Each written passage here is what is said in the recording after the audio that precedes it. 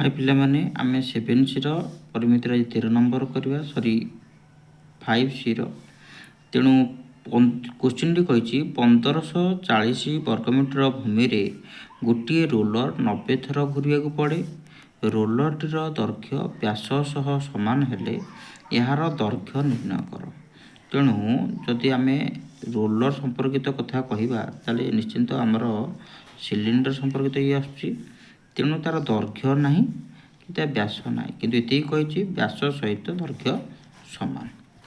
तेणु आर व्यासटा जब आम 2R नवा आर दैर्घ्य 2R ये आमको देती। जितेबले गोटे रोलरटा घूरब से तार 90 थर घुर्च मान अर्थ तार पार्श्व पृष्ठतल क्षेत्र आम बाहर कर कारण ये स्थान से करें एठारे रोलर टीर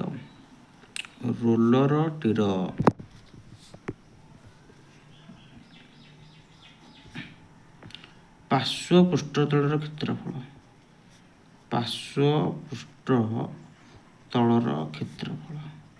यदि आम बाहर करा चाहिए तो सूत्र हूँ आधार परिसीमा इंटू उच्चता बा 2πRH।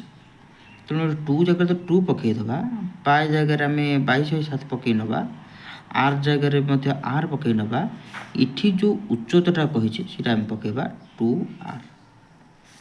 तेणु ये आम गुणन करने फल पाई 44 दूनी 88 88 R² अपन 7 ये तो आम पाईगले क्लीयर हो गला कि किंतु से कही 1540 वर्गमीटर भूमि रे रोलर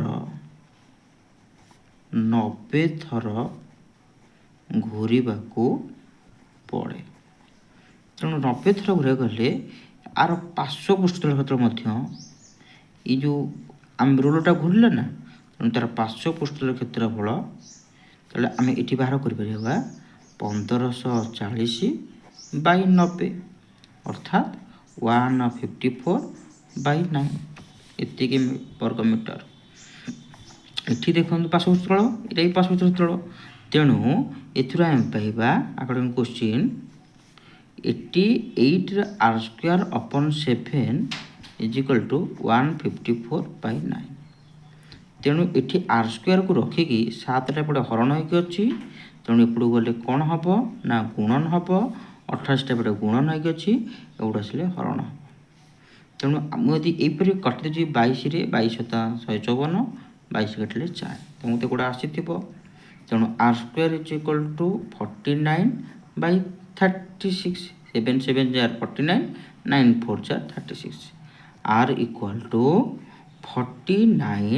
49/36 एपटे स्क्वायर होता एपटू आसिले √2 हो गला। तापरे आम ये R बाहर करवा R = 49 7 36 6 से आमको पचार कौन ना रोलर